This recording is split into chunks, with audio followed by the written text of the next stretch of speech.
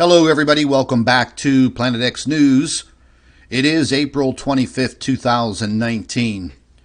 And ladies and gentlemen, today I'm going to share a life experience with all of you, and it has nothing to do with Planet X. And for all of you that are into the entire alien community, you're probably going to love this life experience that I'm going to share with each and every one of you. I want to start off first by saying, look, I know there will probably be people out there that may lose what little respect they have for me. There will be some people out there that may think that I'm a kook or I'm insane. And I'm sure there will probably be people out there that will make fun of me. And that's fine. And these are probably some of the reasons why people do not come out and talk about these types of experiences. I guess the same could be said for people who have sightings of Bigfoot. But what I'm going to talk to all of you today about, this is very, very disturbing to me. And I've been going through this now probably, well, since I was about 16 years old. And the other day, I came from my physician and also dermatologist, and I had something removed from my right forearm. And, well, let's just say that so far the test results, they've come back as being something, I guess, not of this earth, or something definitely not man-made. And again, folks, look, I know there will probably be people out there that will make fun of me, and it is what it is. But the reason why I would like to come out and talk about this is in hopes of coming in contact or coming in touch with other people that may have had this same type of experience. And this experience is not over for me in any way, shape of the word, and we'll get into that here very, very shortly. But as you can see on the title of the thumbnail on your screen, My Alien Implant, and Are They Real? And Why Are They in My Body? So, folks, the story goes back a little bit, and I prepared kind of a write-up document that I could share with all of you. I will upload it to my Planet X drive. I will make the document available for all of you along with the photographs. But please, understand, most of the time I do come across as a pretty hardcore individual, but over the last 48 hours,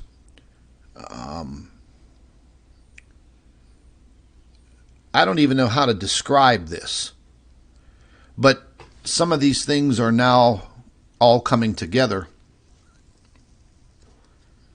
I created a post, a post on my private Facebook account last night, and also the Planet X News Facebook page and my public figure page. And I put this information out there, and I was kind of leery about doing it. I wanted to see what the response would be from people who read about this experience that I've just had. And I was quite overwhelmed.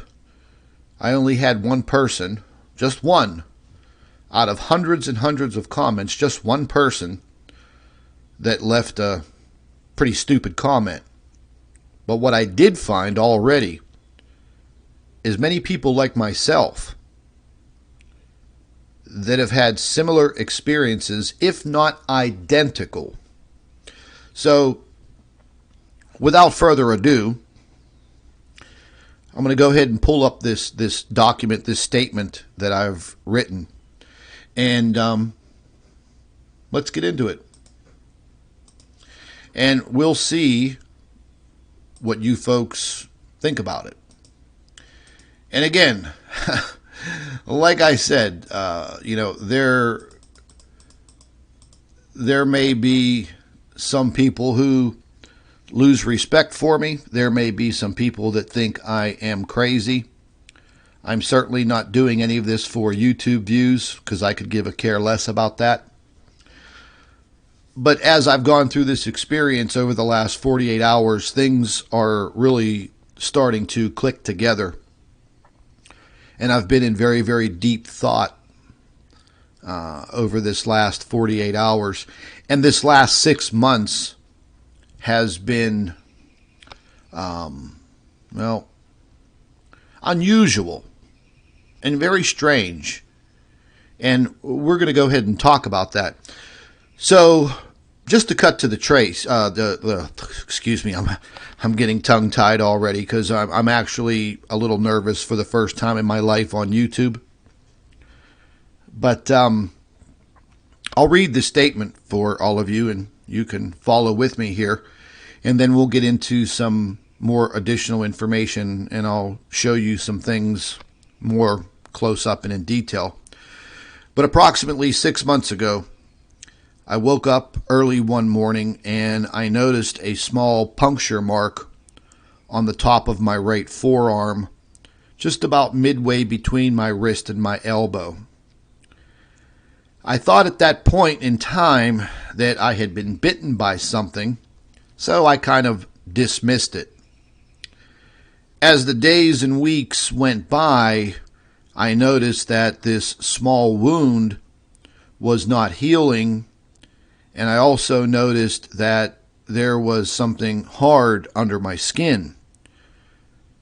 Now, something I didn't add to this statement is that I didn't notice any type of infection.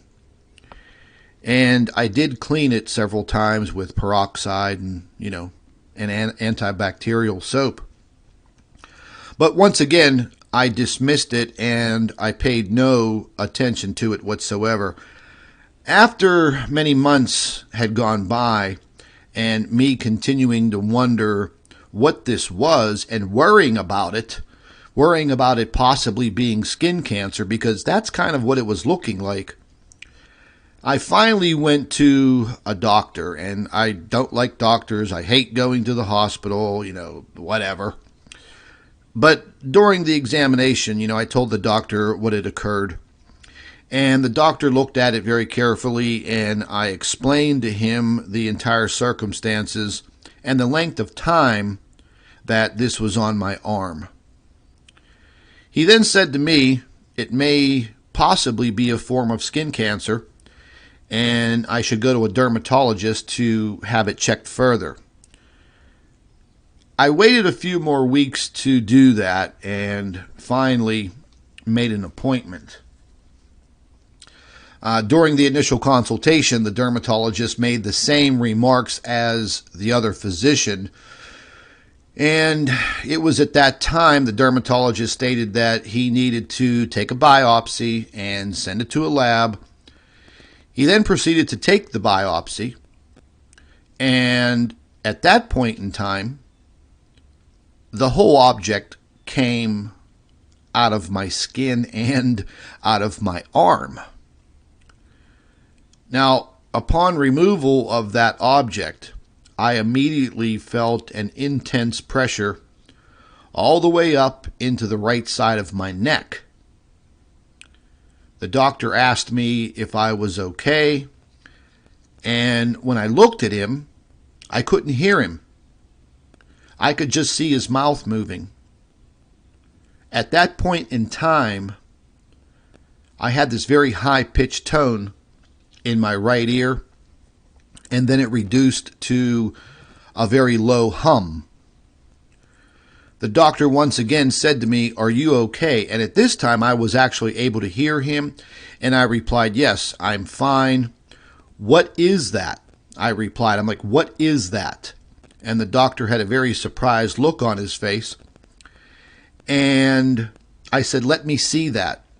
I want to take a few pictures of that," because I could see him holding it in these little, like little surgical type tweezers. And I noticed the look on his face, and the look on his face immediately disturbed me. And I said to him, let me take a few pictures of that for my records. But before he let me take a few photographs, he was examining it himself. And I was sitting there, and I could see the look on his face, and it immediately had me worried, because I was thinking that, oh, wow, this is great. I'm 51 years old. I have skin cancer. What's the outcome going to be here? So I said to him, "Come on, doc, let me take a few pictures of that." I then said, "Is there something that you're not telling me?" He then said, No, I'm telling you that we need to send this to a lab." And I said, "Okay."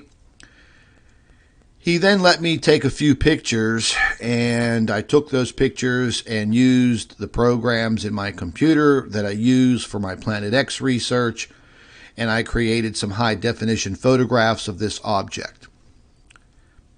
10 days went by, and I got a telephone call from his office setting up another appointment for me to come in for another consultation. At that point in time, it made me a little nervous that they were calling me back in. And folks, when you go to the doctors and days later they're calling you to come in, the doctor wants to talk to you, 99.9% of the time that's not good news. So, yeah. So at that point in time, again, it made me very, very nervous that they were calling me back in. So I went to my appointment, and the doctor sat me down, and he told me his findings. The first question he asked me is, "How in the world did you get this stuck in your arm?" And I said, "I have no idea. I told you in the beginning. I woke up one morning, I noticed a very small puncture mark in my forearm, and I thought it was a bug bite or an insect bite of some kind." He said, "Let me tell you about the initial lab report." I said, "Okay, doc, shoot. Is it cancer or not?"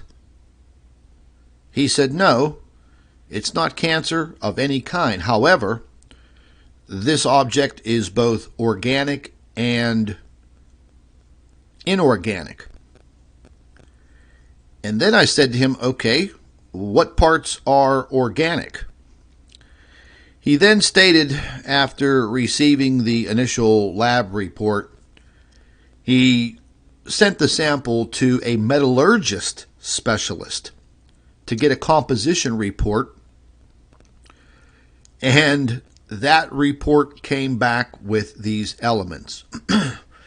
And, folks, I was a little confused. He lost me right there when he said that he sent this out to a metallurgist specialist. Metallurgy is, the science of metal, people who work with metal. I'm not talking about welders and things of that nature, but a metallurgist. I guess they had sent him back a report on this object, and in the report it mentioned carbon microspheres alloys of metals and metalloids with isometric compositions. Aluminum, iron, calcium, barium. Especially with a very complicated nanostructure. These are some of the things that I was picking up from him as he was reading this report out of this folder. He then also stated it contained aluminum, calcium. I think this word is pronounced. He said it, but I'm still trying to deal with this. Ruthenium, barium, europium, and cerium, or samarium. I'm sorry. Now, these other elements, this ruthenium, europium, samarium, I've never heard of these elements or metals before. The tiny object also had crystalline properties and was literally indestructible. You can't break it, you can't cut it or smash it. I found that to be quite odd. That whole thing in the doctor's office really disturbed me. And I started looking into all of this. And, barium, ruthenium, europium, samarium, or samarium. I've never heard of these elements before. I looked them up on the periodical chart, started reading about these elements, these metals, whatever the hell they are. And yeah, I'm going to move down here real quick. One other thing that the metallurgist specialist had mentioned in this report, it also stated that these elements have never been combined before in modern day metallurgy. The doctor continued to ask me questions pertaining to my employment. Do I work around metals? And then he asked me if I ever worked in the aerospace industry. And I thought that was very odd, kind of an odd question to ask. And I replied, no, I don't work in the aerospace industry and I don't work with metal. I also told the doctor that I found more than one of these puncture wounds on my body. One of them is on the right side of my neck, below my hairline, next to my vertebrae, and another small puncture wound right next to the right side of my belly button. Those two puncture marks healed over. And when the doctor examined me, he stated that he could feel something hard under the skin. He then stated that he did not want to remove these two objects just yet. Something I didn't add in this statement, folks, is I immediately got really hostile with this doctor.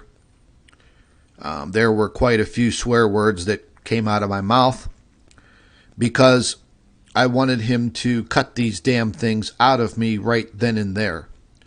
And for some odd reason, he wouldn't do it.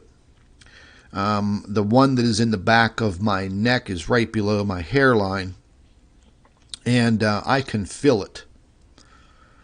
I've actually had Dr. Albers take a look at it, press on it, doesn't cause me any pain. But over the course of these last 6 months, all of a sudden, out of nowhere, I've been getting, migraine headaches, and they start in the back of my head. And I get them for like about 24 hours, like straight, non-stop. But then after the migraine goes away, something strange happens. And I feel super energetic. My mind, my brain is on fire. I can see things more clearly. I can understand things more clearly. It's like my intelligence level has gone through the roof. Look, I'm not patting myself on the back here. I've always been a smart kid and a smart person. But, delving into all kinds of science, folks, you either get it or you don't. But I've noticed this way of thinking has really, I don't even know the words to put on it or use, but things have just become very, very clear. And I started talking to him about this high-pitched tone in my right ear. And I get it at least once a day, and it just comes out of nowhere. It's a very, very, very high-pitched tone. It almost reminds me of having one of those hearing tests. And this high-pitched tone, it lasts for about 2 seconds, and then there's this real low hum, almost like a bass tone, and then it goes away. But during that time, I can't hear anything out of my right ear. Doesn't cause me any pain, but it comes once every single day. And all of that has started. This has been about 6 months now. We're pushing into the 7th month. In May, it will be 7 months. But these are some of the photographs that I took. I'm not going to use these photographs to show you because I want to show you full screen the photographs that I took. And I'd like for all of you to just please have an open mind. Don't make fun of me. This was very hard for me to do. And again, like for the first time being on YouTube, I'm actually a little nervous about even discussing this. But what I am hoping is that maybe there are some truthful people out there that maybe this has happened to them. Maybe they need somebody to discuss this with. Yeah. Pretty odd. I'm going to make this article, I'm going to make this available on my Google Drive. I'll make the link available for anybody who would like to download it. I don't know. For any of you that watch Tyler over there at Secure Team 10, maybe you might want to hit him up with this information. He's been in UFO studies for a long, long time. Maybe he has some answers. I'm gonna start some very, very serious research on this. I already have, but I'm gonna get really in depth into this. But yeah, I'm gonna go ahead and get out of that article. But before I jump into all of that, it was very odd that all of this was occurring yesterday. And I'm sitting here in my office, and I'm just like staring at the walls and thinking deeply. And I have, big flat screen TV over here, listening to the news 24 hours a day, world events. And I hear this report come on Fox News. And I was sitting there listening to Shepard Smith, who I really can't stand. But anyways, he starts talking about the U.S. Navy drafting new guidelines for reporting UFOs. And I was actually taking a sip of my coffee and I almost spit it out. I thought it was a joke, because normally you don't really hear things like this on mainstream media. And it wasn't on Fox News just once. It was on Fox News 3 times yesterday, and it also made its way around the world in mainstream media. But the initial article and report states that the U.S. Navy is drafting new guidelines for pilots and other employees to report encounters with unidentified aircraft. The new effort comes in response to more sightings of unknown advanced aircraft flying into or near Navy strike groups or other sensitive military facilities and formations, according to the Navy. There have been a number of reports of unauthorized and or unidentified aircraft entering various military controlled ranges and designated airspace in recent years. The Navy said in a statement to Politico, which first reported the move. For safety and security concerns, the Navy and the U.S. Air Force takes these reports very seriously and investigates each and every report. I'll leave a link to this article also. But yeah. So this is the report by Shepard Smith. And this was on primetime Fox News yesterday afternoon. Shepard Smith comes on at 4 o'clock. And when I heard this out of my ear, my left ear, I'm like, what the hell is he talking about? You know, folks, I don't discount UFOs. I've had my own encounter.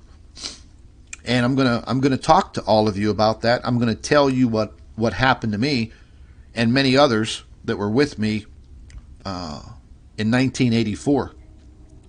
But let's take a listen to the beginning of Shepard Smith's report. I will also leave a link to this, and you guys can watch it in its entirety. But let's take a quick listen. Oh, come on with this slider. The military reports there have been strange sightings of unauthorized or unidentified aircraft over its airspace in recent years, though no confirmed encounters with anybody from some other place. But the Navy is updating its process so that investigators can look into each individual report. Our national security correspondent Jennifer Griffin is live at the Pentagon. Hey, Jen. Hi, Shep. Well, the Pentagon closed its office that dealt with UFO sightings in 2012 when Congress, in essence, stopped funding it. That office was called the Advanced Aerospace Threat Identification Program.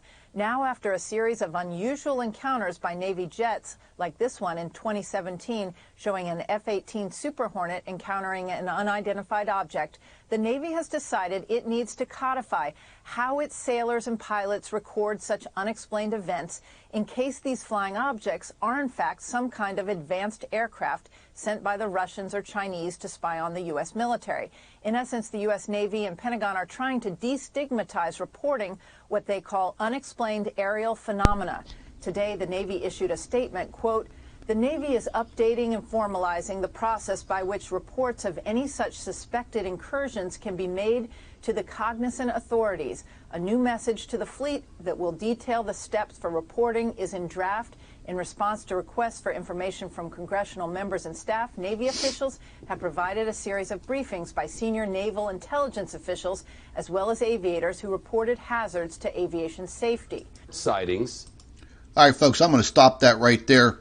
I will make these videos, these video news reports available on the Planet X News Facebook page. I will also put the link in the live chat. I will also put the link in the description box under this video.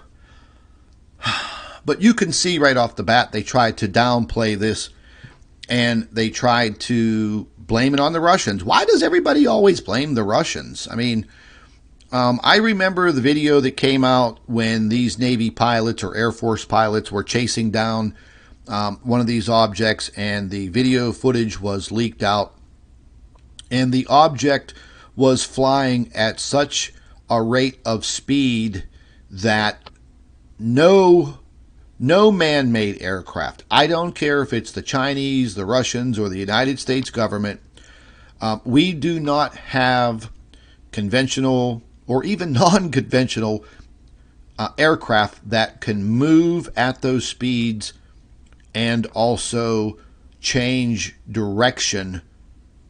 We just don't have that technology. Maybe in the secret space program, who knows? But I think as time goes on, they may be letting us get further and further into this full disclosure. I don't know. It was just very strange that all of this comes about as I'm sitting here in my office pondering about what just happened to me. Yeah.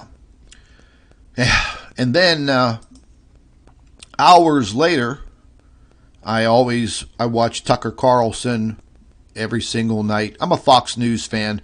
I don't watch CNN or any of the other crap news networks. I'm sitting here listening to Tucker Carlson, and he's getting to the end of his segment, and then all of a sudden he breaks into this UFO story, and he has a guest on, and it's talking about this new Navy brief that came out. And I said to myself, oh my God, what the hell is going on? You know, this is just too coincidental. But anyways, let's take a few minutes and listen to Tucker. I will also make this video available for all of you that want to check it out.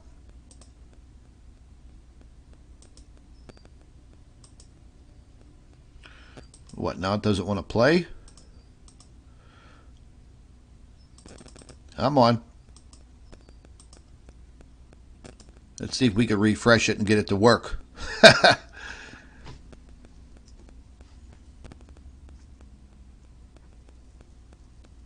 We are doing something that has never been done before. Okay, this is going to go through some long 30-second commercial. But whenever I was listening to this, all I could say is my head spun around. And I thought to myself, wow, you know, this is two reports that have come out within 5 hours of each other. It is all over all of the news networks. Everybody is talking about this naval report. And yeah, let's see if we could go ahead and dip down here. We're going to have to go through another commercial, I believe. Yeah.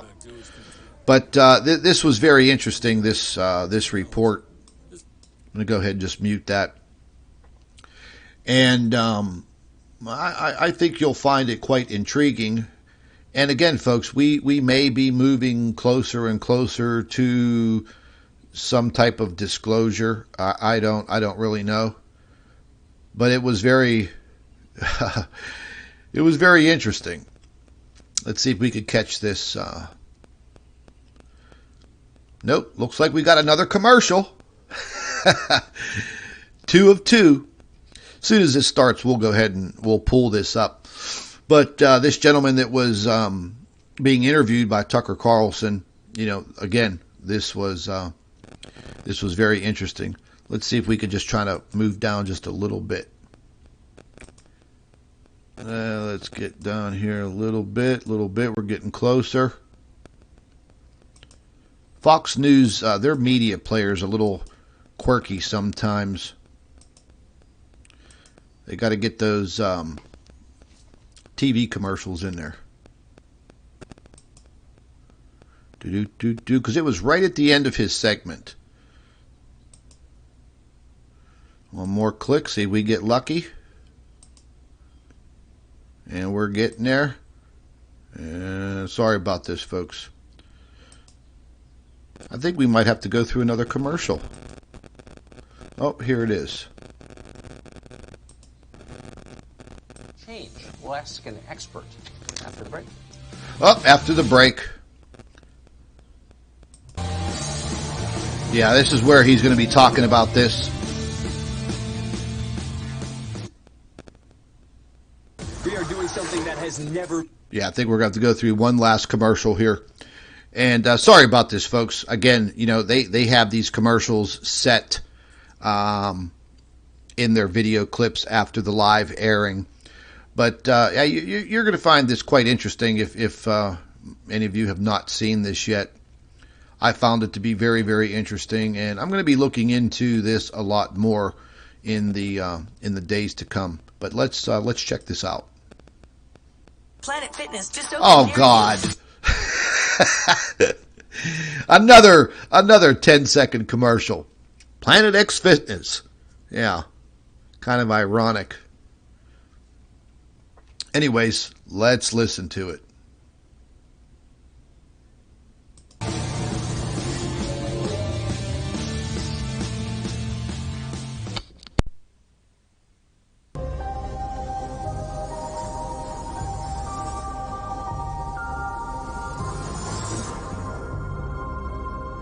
Something unexplained is happening in the skies above the United States. Even the U.S. Navy isn't certain what is going on. The Navy did just confirm that it is drafting new guidelines for personnel to report encounters with, quote, unidentified aircraft. The goal is to destigmatize the sightings of advanced, very high-speed aircraft that have been seen quite frequently approaching Navy ships and facilities without explanation. And the Navy issued a statement that said, in part, this, quote, there have been a number of reports of unauthorized and or unidentified aircraft entering various military control ranges and designated airspace in recent years. For safety and security concerns, the Navy and the U.S. Air Force take these reports very seriously and investigate each and every report.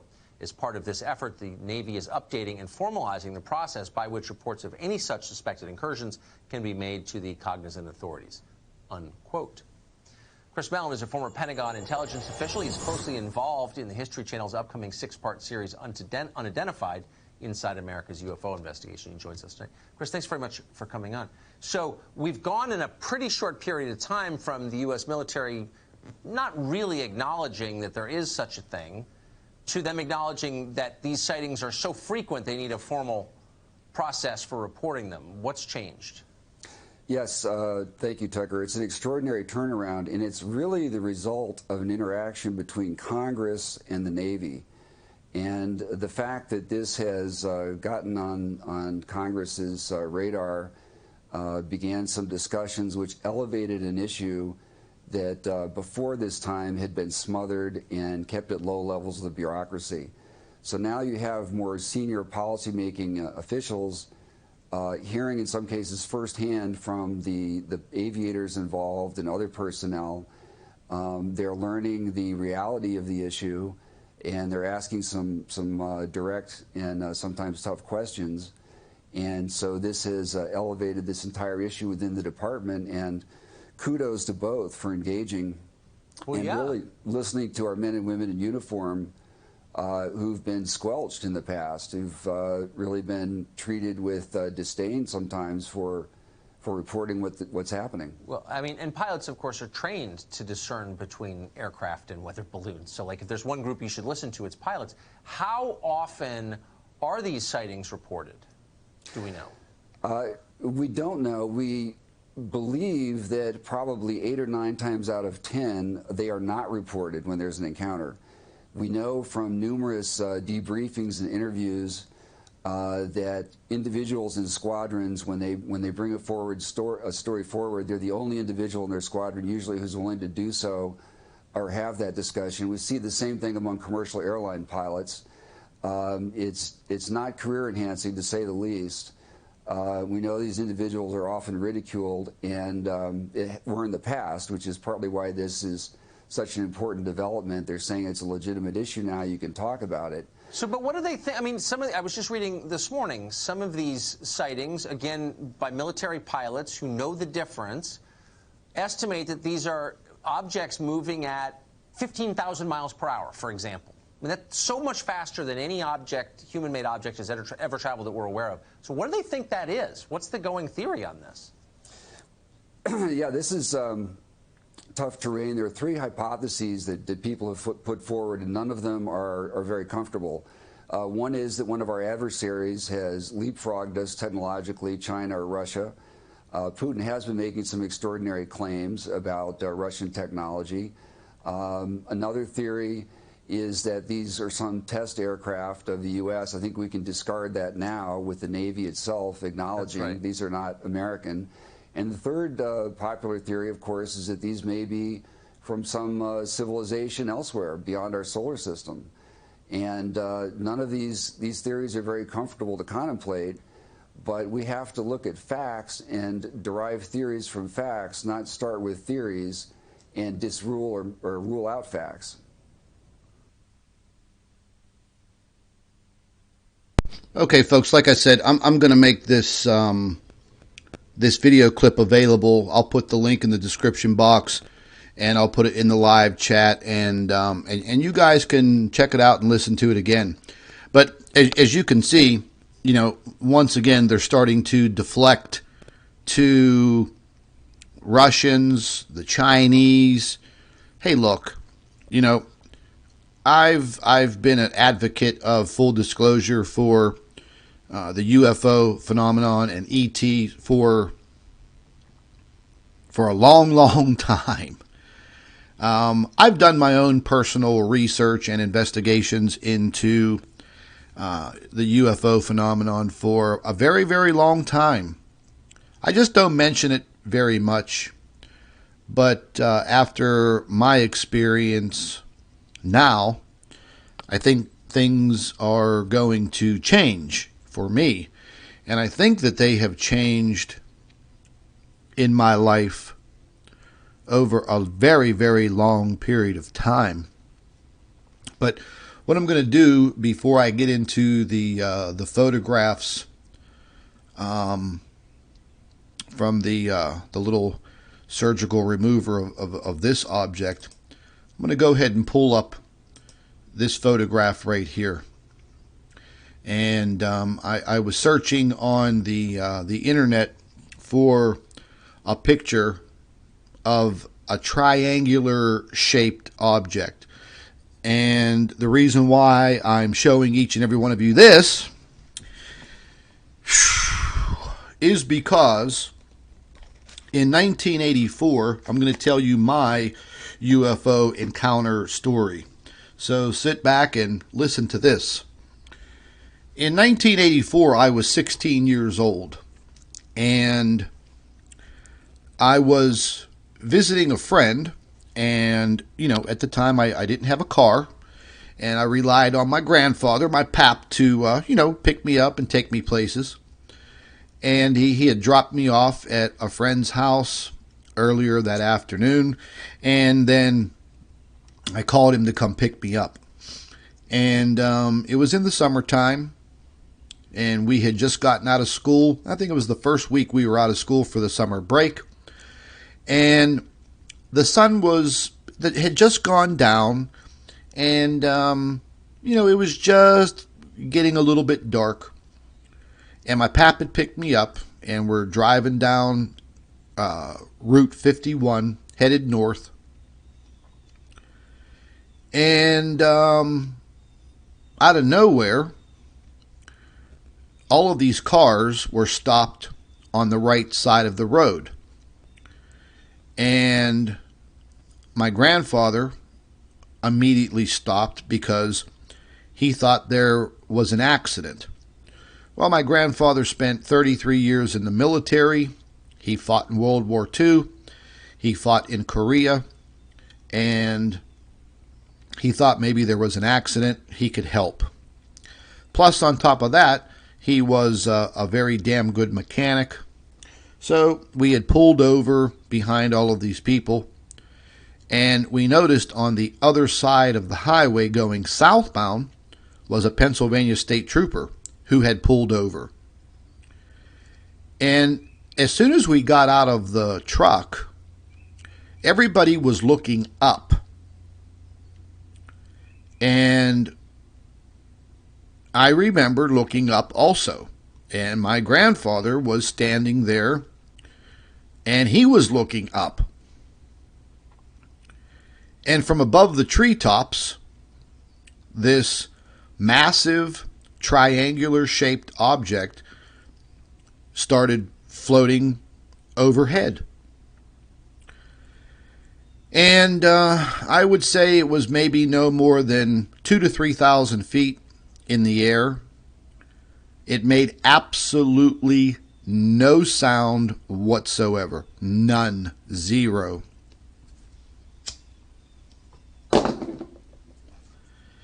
As I looked up at it, what you're seeing on your screen right now is exactly what I saw. A very, very large triangular-shaped object, kind of black, charcoal gray in color. No seams, and 3 lights, just like you're seeing. I mean, it was pretty incredible that I found this photograph, and it was actually in an article. It had sort of a very bright red glowing light in the center. And here's the thing, folks. This wasn't just your little average dot in the sky, okay? This object from ground level looking up, and again, I'm judging by memory, maybe it was 2,000 to 3,000 feet in the air. But what it reminded me of a stadium. That's how big it was. It was massive. Massive. And again, it was just getting dark. The direction where it was coming from the southeast, going diagonally, floating right across the highway. And as I'm standing there looking at this thing, as it started to move over the highway, everything around us was now illuminated like we were standing underneath studio lights, like fluorescent lighting, no shadows. It was very weird. At the same time, it was kind of odd. It was like we had this, I don't know, skip in time, because that Pennsylvania State Trooper was on the other side of a 4-lane highway with a concrete Jersey barrier in the middle. And the next thing I know, I remember looking back down at eye level, and now this police officer was standing directly in front of my grandfather's truck. So it would literally be physically impossible for him to run across 4 lanes, jump over the Jersey barrier, and be in front of my grandfather's truck in a matter of 2 seconds. And then this object just continued to pass over the 4-lane highway. And this highway is in a little bit of a rural area. It's a little bit in a valley. There's trees on both sides. And it passed over top of us. The other people that were stopped on the highway and had pulled off, they were all just standing there looking up. And then it passed over, and then it just slowly disappeared over the trees. And it was heading west, northwest. Right after it was out of our view, again, it was almost like there was this little skip in time. And now the police officer was no longer standing in front of my grandfather's truck. He was about 30 feet away with a little pocket notepad in his hand, and he was talking to the other people. And what he was doing was taking down everybody's name and telephone numbers. I immediately said to my grandfather, well, I used a couple of expletives, and my grandfather looked at me, and he said, "Oh my God, boy, I can't believe we just saw what we saw. And I said, Pap, was that a UFO? And he said, you bet your damn life it was. He goes, there's no way that that was any type of military craft. And then we had this skip in time again. And now that police officer was now standing directly in front of me and my grandfather. So, I don't know, he was 30-some feet away talking with 6 other people, and then all of a sudden, bingo, he's right in front of us. He took down my home telephone number and my name, and the same for my grandfather. And then we got in the truck, and we were driving away. We had about a 30-minute drive from Route 51 to Interstate 70 to get back to my grandmother's house. During that ride, it would have taken us about 10 minutes to get the rest of the way down Route 51 to the intersection of Interstate 70 to go west. It should have took 10 minutes.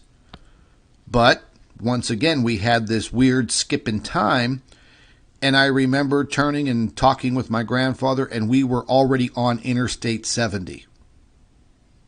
So where in the hell did that 10 minutes go? Where did that drive go? It would have took us 10 minutes to make that drive. So anyways, we're driving down Interstate 70, and my grandfather's talking to me, and he's telling me, he's like, listen, boy, he goes, you know, you gave them your information. You can guarantee that the Air Force will be at your mother's house sometime tomorrow. Don't tell them anything. Don't even answer the door when they knock. And you got to remember, you know, my pap was 33 years, man, in the military. And I guess he knew exactly what was about to happen. We had one more skip in time. I don't remember getting off of Route 70 to travel down this river road, go across the bridge, and then up the hill to my grandmother's house. The next thing I know, we were at the bottom of the hill, getting ready to go up the hill to my grandmother's house. And I only lived 5 blocks in our neighborhood from my grandmother. So my pap was just going to take me straight to my grams. We were supposed to eat, and then I usually would walk home. We had another skip in time after that. Next thing you know, we're in the back of my grandmother's house, and my pap is pulling into the driveway in front of the garage. My pap reiterated one more time, listen, boy, when those Air Force people come, don't answer the door. And we didn't talk about it after that. We all sat down, had a spaghetti dinner, didn't even talk about it. And I walked home. And the very next day, early in the morning, my mom had already gotten up and she was already gone out of the house to work. I was sitting at the kitchen table eating a bowl of Captain Crunch.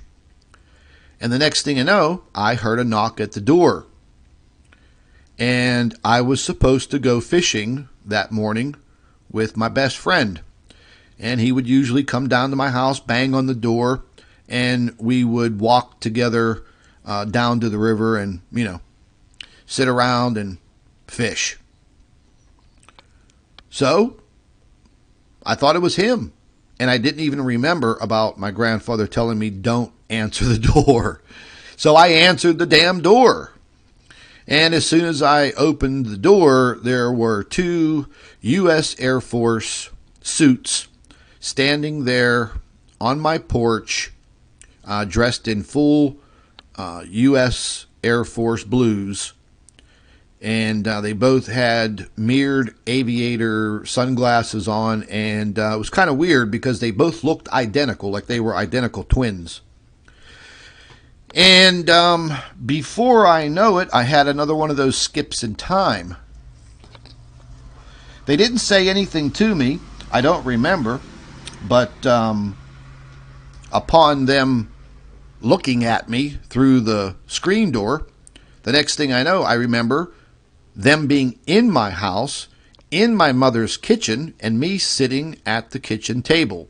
So what happened to the missing time where I opened the door, had them come in, walk through the living room and into the kitchen? We had a very, very big house when I was a teenager. Huge, massive house. And I don't have any recollection of ever letting them in. But they were there, and we were in the kitchen. I was sitting down. They were standing up, side by side, like two Bobbsey twins. The one Air Force personnel had a manila folder in his hand. I don't remember him saying anything to me whatsoever. But then the next bit of time that I remember, I was pushing my bowl of cereal to the side, and I was filling out this form. And I just remember having this thought in my mind that said, turn the paperwork over after answering the questions and draw a picture of what you saw. And I did just that. And what you're looking at on your screen is exactly what I drew, just with an ink pen. And the next bit of missing time was me standing in the doorway looking at this navy blue Ford LTD with a U.S. government license plate on the front of it, and then backing out of my mom's driveway. And that was it. I immediately got on the telephone and called my grandmother's house. My grandmother answered it, and I said, Gram, I said, where's Pap? And she says, oh, he's out in the garage talking to a couple of his Air Force buddies from the military. I immediately hung up the phone, jumped on my bike, and drove down to my grandmother's house. And as I drove down the alley, I could see the back end of another navy blue Ford LTD car driving away with, the government license plate on it. And I pulled up into the driveway real quick at the garage, and first thing my pap said to me, he says, boy, did they show up at the house? And I said, yeah, Pap. I said, they were there, but a lot of weird things happened. And he said, well, I told you not to answer the door. And I said, I know, I forgot. And then he said, the last thing my grandfather ever said to me, he said, your life is going to be changed from this point on. Things will never be the same.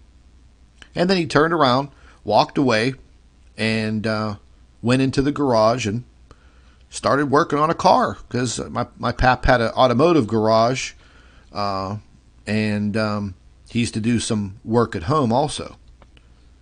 And I got on my bike and went back home and met my friend, and we went fishing, and I was telling him about what occurred yesterday and what occurred this morning. And he thought I was completely nuts. Till later on that day, whenever he was home and I was home, and he said, hey, he called me up, he said, hey, did you happen to take a look at the front page of our local newspaper? I said, no, it might be in my mailbox, let me go get it. So I did, and on the front page of our newspaper was a headline about this UFO sighting, and thousands of people saw it in 3 different counties, stretching from the Pittsburgh area where I live, south of the city, all the way across the panhandle of West Virginia and into Ohio. There was also information about the Pennsylvania State Trooper giving his statement. And then the next day, it was in 3 more newspapers. So me and the people on the road weren't the only ones who saw this damn thing. And again, folks, it wasn't like you see, in these little UFO clips that you see on the internet and YouTube. This thing was so massive that it looked like, I just referred to it as like a floating stadium. That's how large it was from my view on the ground. Yeah. And from that point, I guess my life has never really been the same since then. I don't have any recollections or any dreams about being abducted or anything of that nature. I don't. But I can say this. Over the course of this last 6 months, I've been having some really, really weird dreams. I was never a dreamer before. But these dreams that I've been having lately, and I had one last night, they are so realistic. They don't really make any sense. They're situations in full color, full sound.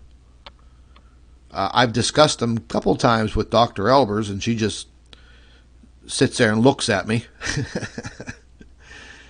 I don't know. It's like I'm in some other dimension. Nothing futuristic, just scenarios being played out, situations being played out. I don't know who these other people are in the dreams. I don't have any recollection of any of these situations ever happening in my life before. Just very, very weird. And, over the last couple of years, my thought process has been very, very different.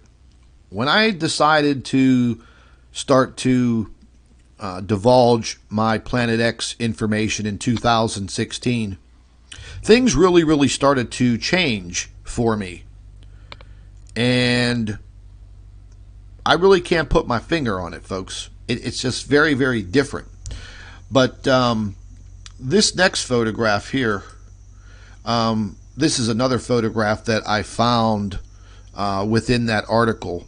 And this is kind of what this object looked like.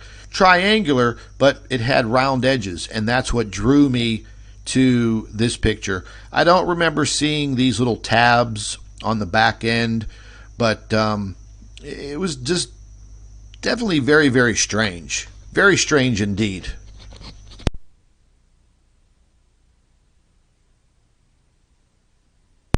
So this is what I've been going through, throughout life. This experience has never, ever left my mind. There are days that it just pops into my mind and I immediately start thinking about that experience. I've mentioned it a few times on my YouTube channel, but again, folks, you got so many nasty people out there. Whenever you tell somebody something like this, they make fun of you, they ridicule you, just like the gentleman was saying in the Tucker Carlson interview. The pilots don't want to talk about it because they'll get grounded. They'll send them in for psychological testing. They think you're nuts. Well, here's the deal, folks. We know damn well that the United States government has known about extraterrestrials and UFOs since the Roswell incident, since the 50s. There was also another incident in the UK. There was another incident in Russia, and supposedly they had crashes there. And in Kecksburg, Pennsylvania, not too far from where I live, an object crashed. And it was in the shape of what they refer to as an acorn or a bell. So you can look that up, Kecksburg, Pennsylvania. Keckburg, Kecksburg, Pennsylvania. And the first thing that comes up about the community is that damn UFO crash and the military hauling off this big object. I've never been out there, but I tell you what, I may be making a trip out there this weekend just for the hell of it. So this is what has occurred in my life. In 1984, at the age of 16, I do now believe what my grandfather said. Your life will forever be changed. And I guess he was damn right. Whew. That's all I got to say, man. He was definitely right. So I'm going to go ahead and get into these photographs.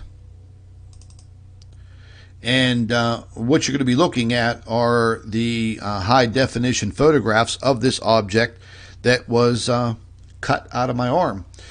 Before I go ahead and jump into this picture, I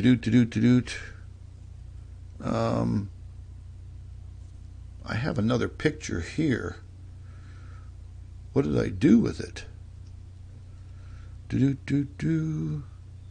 it's not here. Oh, I must not have saved it. I'll have to pull it up where they shaved my arm to take this biopsy out of there. But anyways, getting back to these photographs, this was the first photograph that I took, and the object was actually right side up. I was able to, move it around, and the doctor let me take a couple different angles of this damn thing. And if you look at it, this, I don't know what the hell that is, but it must be the hard metallic part of this object. And as you can see, the rest of it has, I don't know, I guess that crystalline element to it. And this is what was embedded under the skin in my right arm.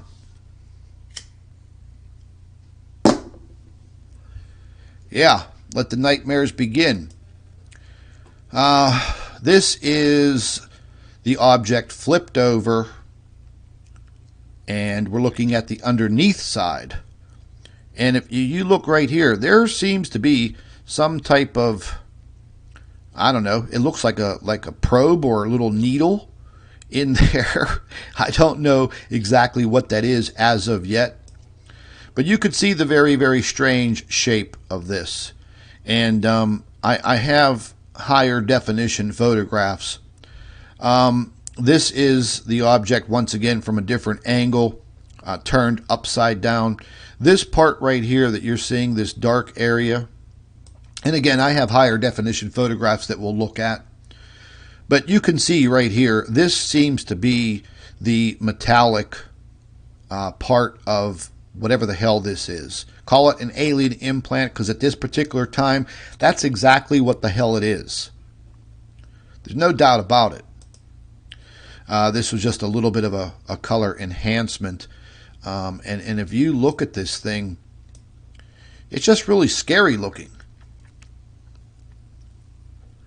Scary to think, how the hell did that get into my skin?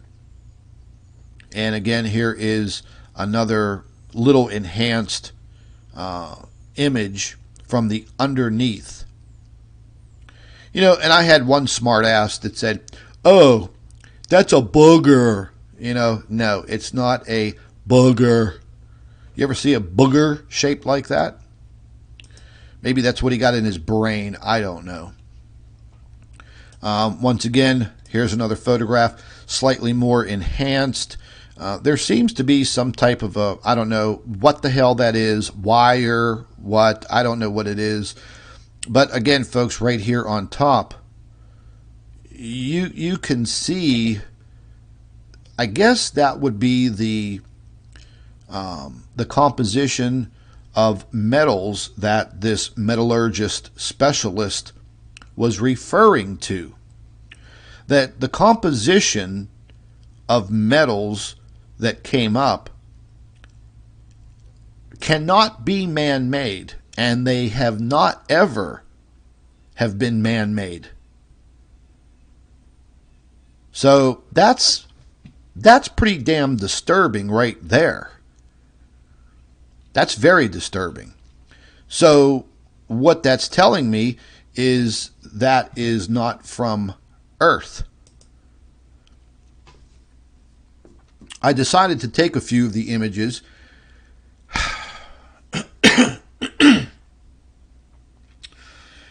and I converted them to a negative.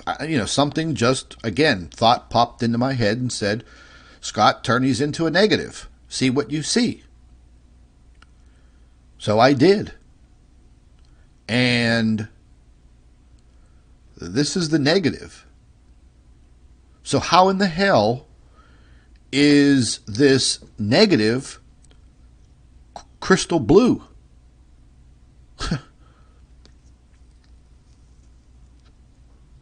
I mean, look at these outlines here. Looks like the letter M or an upside down or W. Look how defined some of this is. It's very, very strange and very, very disturbing. This is the upside down underneath in the negative. And again, this is a negative. So how in the hell is it blue? I just don't get it. And I use this program all the time now for our Planet X captures. It creates things in high definition. I've used the negative feature in this program. I've never come out with a photograph that is turned damn blue. So I don't know. I might just start drinking again. I could feel it. This is another view when it was turned on its side. This part right here at the bottom where you see the white area, this is the part that I'm assuming is that metallic element composition. Pretty weird, isn't it? This is the hole that was in my skin before the doctor took the damn biopsy.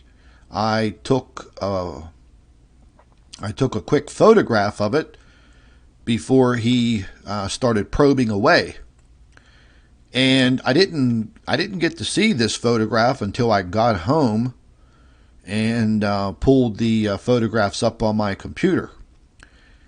And this is what the puncture mark looked like for 6 damn months. Yeah, and as you can see, there is a very weird shape to this. It actually has some very, very defined sharp edges on it. Yeah. And something I did notice, that you see these small white lines here. It's like, something was pushed into my skin. Oh, for God's sakes. Yeah. A little hard to talk about this, folks. It's really, really crazy.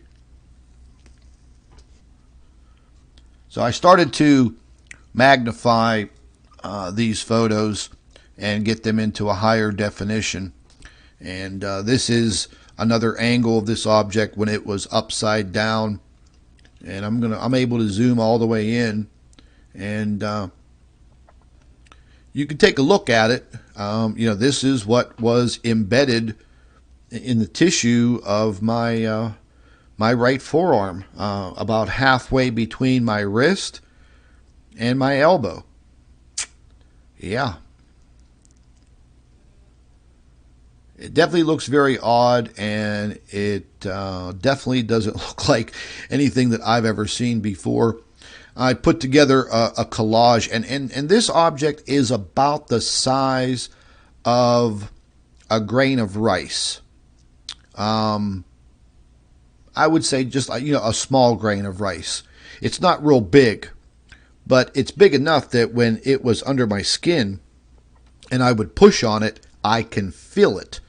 But it didn't cause me any pain. It didn't cause me any discomfort, which was odd. It never got infected, which again, is kind of odd. And yeah, we're going to look at some high definition photographs here. And here you can see the metallic part of this object right here. And it seems to be encased in this crystalline, whatever the hell crystalline is. I haven't researched that yet. This is the part that the doctor was poking around, and he was, I guess he was trying to cut this, and he could not cut it. So that was very odd. I guess he thought that this was tissue, but it was not tissue. It was a very, very hard kind of translucent material. And you could see there's something inside here and something inside here and some different colors. And you could see, I don't know, I guess that would be maybe blood that's in there, that pinker look to it. And we could zoom in. These are ultra high definition. There's something inside of there. What the hell is it, you know? Whatever the hell it is, it came out of my forearm. Again, really, really high definition here. And this is just another view of it, you know, flipping it around and trying to catch the other views. I'll zoom in here quite a bit so you guys can see it. And again, on these edges, a little bit of a different color here, kind of almost like a crystal clear edge here, a little bit of a darker surface here, kind of pink in color here. And then on the side, you could see the embedded dark area, and this would be where that piece of that metal composition was located. This is a top view, and again, this is magnified in high definition. And again, look at the structure of it. Perfectly straight lines, angle, angle, angle. And the end of it right here is that crystal substance, which is super hard. You can't break it, smash it, cut it. I don't know. And then here was the metallic object, and then on the end, once again, was more of that crystalline substance, whatever the hell it is. I don't know, but we can zoom in, and this is about the best quality that I can get right now. Oh my God, it looks like there's a freaking face in there. Yeah, folks, I'm starting to see things. I told you, this is very disturbing for me. You know, I mean, I've been doing my Planet X research for more than 20 years. I've seen a lot out there in space. None of it has disturbed me as much as what we're looking at here today. But again, you know, I thought that I would share it with all of you. And the reason why is in hopes that if this has happened to anybody else and you did not want to talk about it, or you did not want to divulge it, or you don't know what happened to you, and you found some of these marks on your body and you didn't know what they came from, like where they came from, and you feel something under your skin and you're wondering what the hell it is, yeah, I'd like to hear from you. I'd like to see some photographs. I've already had numerous people in different countries already today send me pictures of similar things, very similar marks. They haven't extracted they haven't extracted the object from their body yet. This is just a cross reference here of all the different views, upside down, top side, and the side views, and pretty freaky, you know. I don't know. This is the negative photographs, again in a collage cross-reference form. I don't know, folks. You know, I've been using this program for a while now, and I use it extensively in our Planet X photographs. I'm always using it to convert things into negatives so I can see things a little more clearly and in a different light. I have never converted a damn picture, and all of you have seen the photographs. And I mention when I turn them into negatives why this object has that that light blue cast to it. I don't know. I don't know. And again, it's pretty damn disturbing. Now here's where it gets even more disturbing. Man, I wish I had a rum and coke right now, tell you the truth. This samarium or samarium, you can see what this stuff looks like in a raw form. It says that samarium cobalt magnets made possible the first lightweight headphones, but have been replaced by neodymium iron boron magnets, which are even stronger. The metal is pure from or pure form. The metal in pure form has few applications. Man, I can't spit things out today. What the hell? I don't know what these statements really mean. I guess it's maybe saying what this stuff is or was used for at one point in time. Its atomic weight, I don't really know what this all means. I'm not deep into this type of science. Its density. Melting point is kind of odd. 1,072 degrees centigrade. Boiling point? Yeah. But this is what this metal looks like. Whatever the hell it is. Really odd. I'm going to be doing more research as to what these elements are. The next one was this europium. I've never heard of europium. I've heard of opium, but never europium. As you can see, it's just a very, very weird looking element, I guess. Here's your melting points in centigrades. Or centigrade. Celsius, sorry. And it says europium compounds are widely used in phosphors for cathode ray TV screens, in compact fluorescent bulbs. Pure crystals like this are useful only as a source of europium to be turned into compounds. So again, you know, folks, I'm not a chemist. I don't know what the hell any of this means, but I was very curious as to what these elements look like. And look at that. That damn thing right there looks alien when you're looking at it. It doesn't even look like a metal. Very, very weird. Very weird. Next one was this ruthenium. And again, I'm not familiar with atomic weights or densities. But this melting point was incredible. 2,334 degrees Celsius and boiling point 4,150 degrees Celsius.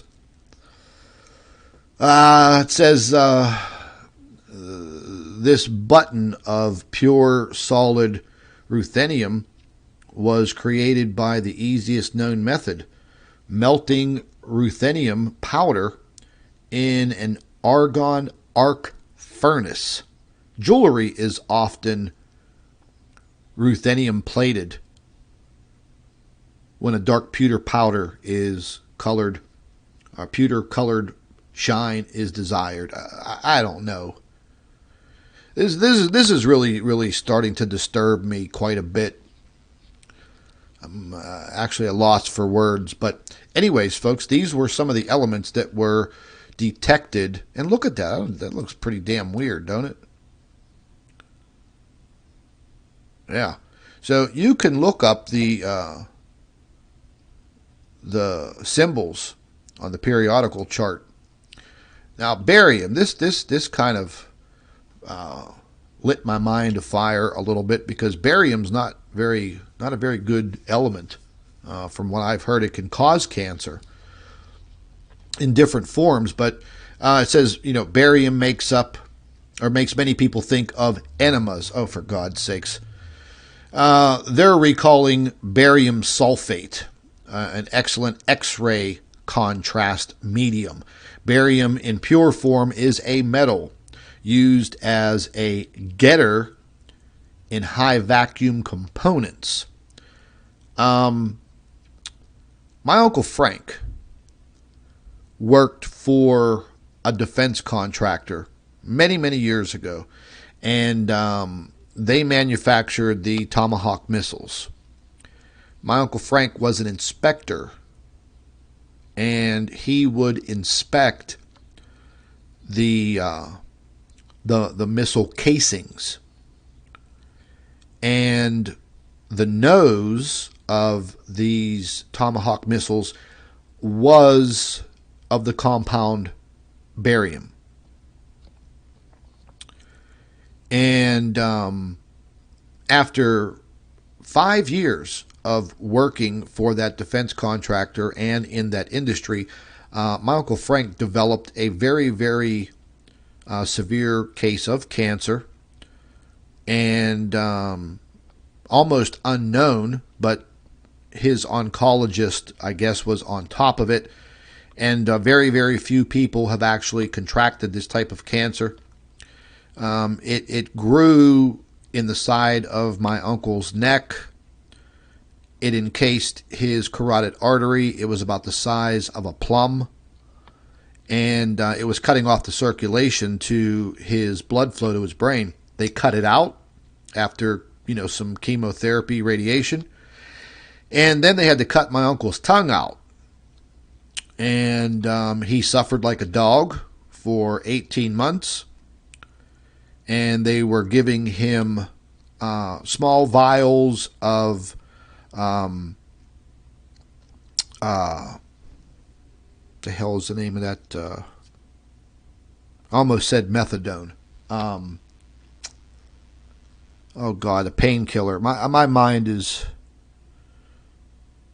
not even here today. God Almighty, it's slipping my mind. I can't think straight right now. Geez, I can't think of the name of this drug. They had to get it special ordered from this pharmacy. Little vials of this painkiller. God Almighty, I can't remember the name of it. But anyways, after 18 months of my uncle suffering, he decided that he didn't want to put my aunt through this anymore. He was only 58 years old, and he decided to go to sleep forever. And he ingested the whole little vial of this painkiller. And he went to sleep forever. Yeah. And then later on, it was deemed that he had been breathing some of the dust where they were drilling holes in the nose of these Tomahawk missiles. And when you create a barium or beryllium or whatever it was, this dust, it was very cancerous. And the company ended up paying my aunt a large sum of money, but that never really replaces losing a loved one. But these were the four main substances that made up the metallic part, I guess, of this implant. Yeah. Boy, I could see me losing even more sleep, folks. You know, I sleep 4 hours a day now. So far, you know, I was leery about going to sleep last night. I only slept for 2 hours. But I don't know, folks. You know, I don't know what in the hell has been supercharging my mind over the last couple of years. That's the way that my mind has been working. I feel that my mind is, well, I don't know, maybe expanded.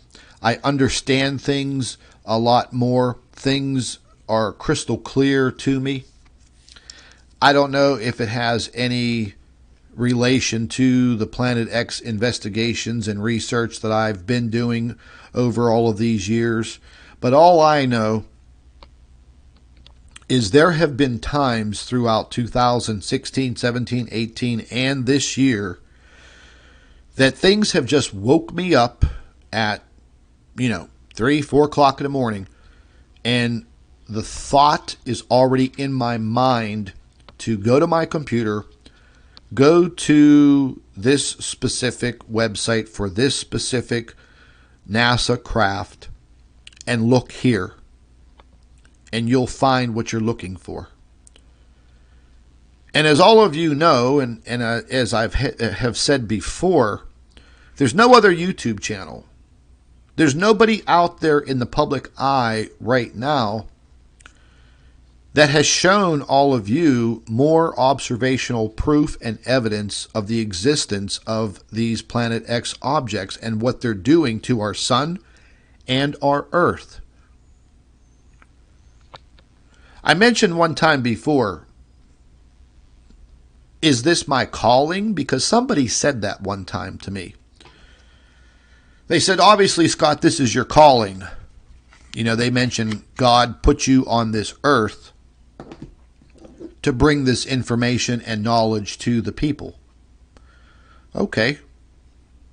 Maybe that's true. How in the hell did that object get inside of my body? And, folks, if you don't remember me saying in the beginning, this isn't the only one that is in my body. There is one on the right side of my neck, right below my hairline, in the back of my head, right next to my vertebrae. And you can actually feel it under my skin. There was a puncture mark there. It has since healed over perfectly, but you can feel the hard substance. You can feel it. And the puncture mark that is on the right side next to my belly button, perfectly round. It has scarred over. It is very, very visible.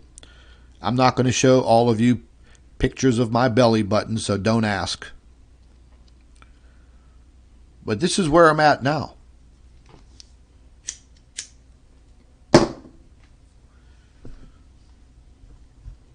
I haven't had a drink in years. All I've been thinking about today, this morning, is, man, I could use a stiff drink. I used to drink Jack Daniels.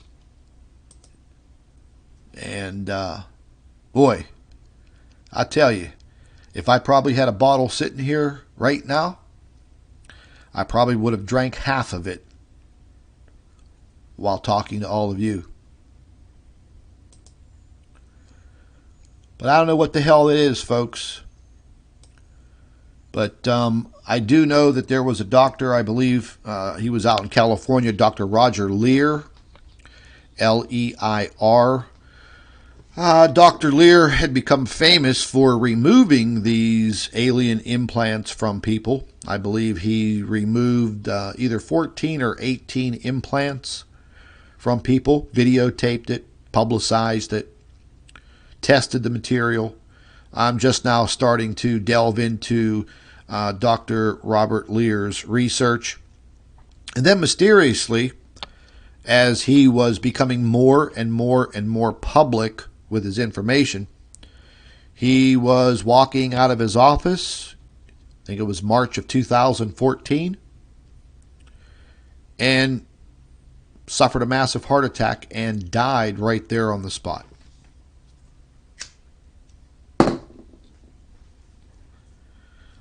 But you can find, I guess you can find all of his videos on YouTube and the internet if you just Google Dr. Roger Leir, L-E-I-R, or just, I don't know, just Google alien implants. I don't know, you know.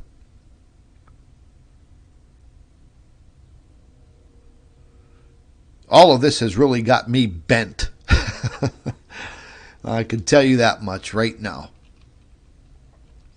And I know that there will probably be, you know, people out there that will make their stupid comments and they will say this and they will say that. But here's the deal, folks.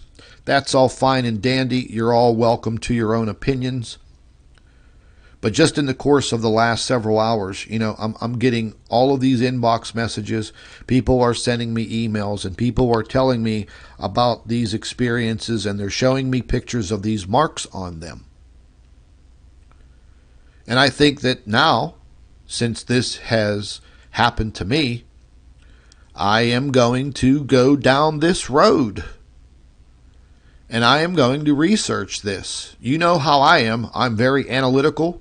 I will dig with my titanium shovel till I get to the other side of the earth. I am going to dig into this. And I'm going to see what I come up with. But it's very strange. One of the strangest occurrences ever in my life. And over the last couple of years, I have actually photographed and recorded unidentified flying objects in the daytime sky. I just showed all of you, what was it, back in August or September of 2018, as I was outside with my high-definition video camera, recording, the sky and taking views of the sun. I recorded several objects zipping through the sky at astronomical speeds. Dr. Albers calculated that the speed of some of these objects exceeded 15,000 miles per hour. And it was really funny listening to Tucker Carlson use that same speed. I'll pull up the video again, and I'll do another live stream, and we'll talk more about this.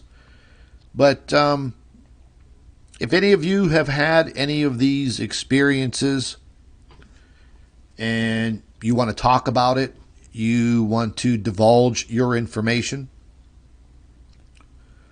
maybe we could get together, do a live stream together, talk about it, let other people hear about it. I don't think it's a laughing matter. So if any of you are going to joke about it, don't. Don't, because this has completely turned my life in like some other direction. But one thing is for sure, whatever the hell these things are, they haven't harmed my body. I mean, I don't have any kind of infection. The doctor ran blood tests. All my blood tests came back perfectly fine. He did state that my blood pressure was still slightly elevated, but I've been taking care of that on my own. He told me I need to lose 10 pounds. I told him whatever. And that's that. But once again, my train of thought, the way that I've been thinking, things have become so crystal clear to me over the last couple of years. That is very strange. And again, I'm not going to pat myself on the back here, so don't get me wrong. But it seems that there has been this kind of weird increase in my intelligence. I've always been a smart person. I've always been, book smart and street smart, nice combination. But it just seems like I could read something scientifically and completely understand it. It's just weird. Kind of hard to explain.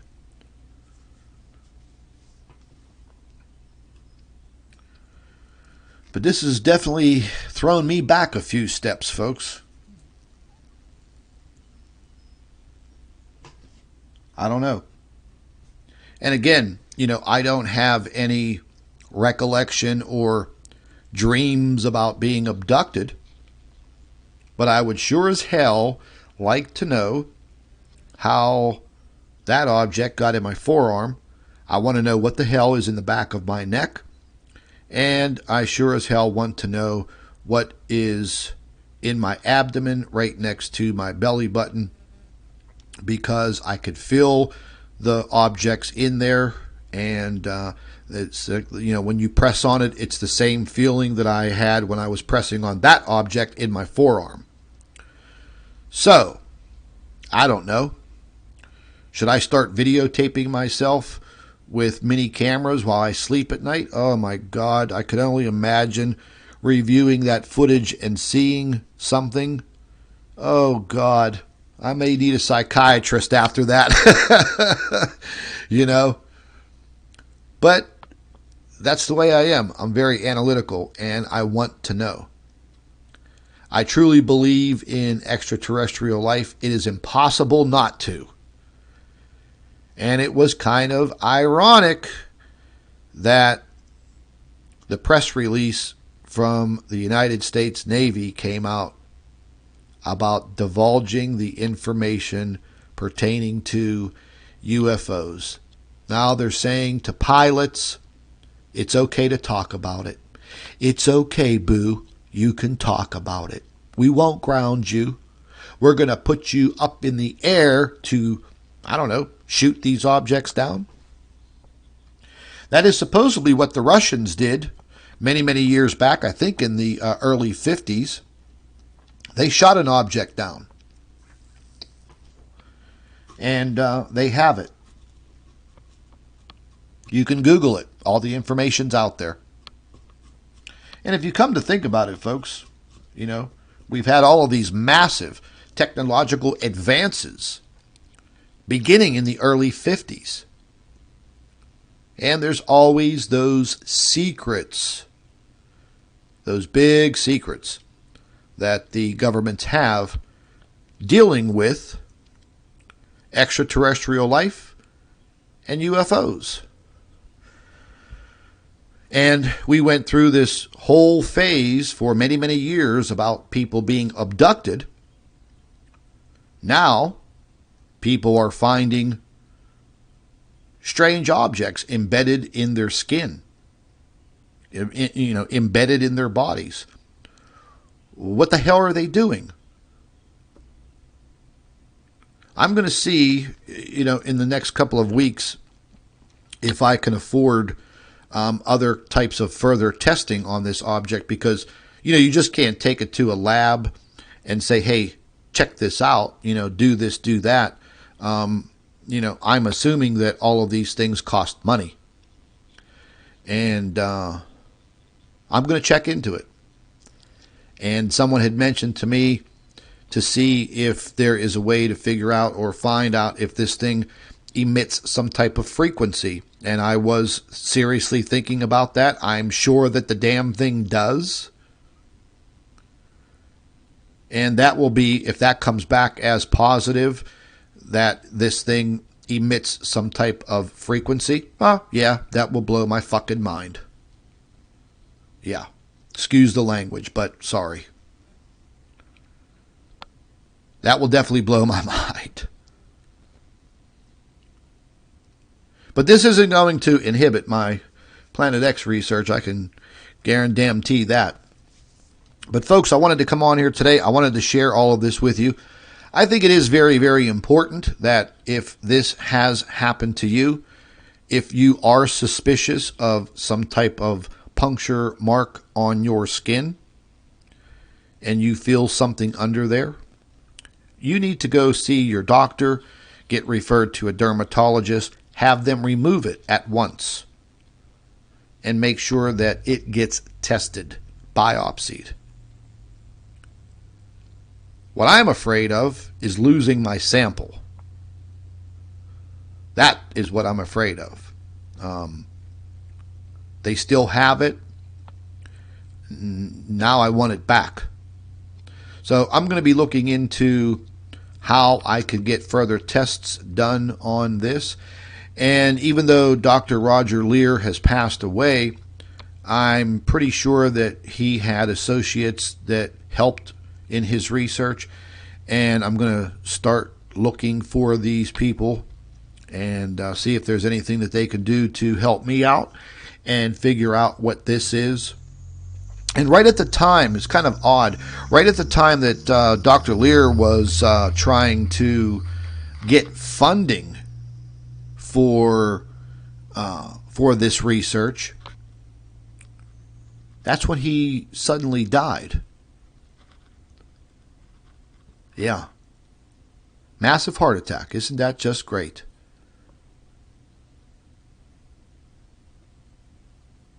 In 2014, he died walking out of his office. And I think it was just not too long after he had performed another surgical removal of one of these objects. I don't know. Maybe he was getting too close. But I know that he had been out there for years publicizing this information. And later on today, I'm going to be digging into all of his data. And now I am in another search for more information. And once again, I wanted to bring all of this to you to see what you think about it. And if you have any thoughts on it, comment in the comment section. And again, folks, look, if you don't believe what I'm telling you, don't leave me idiotic, nasty comments in the comment section, because I will delete them and I will permanently ban you from Planet X News from leaving any more comments.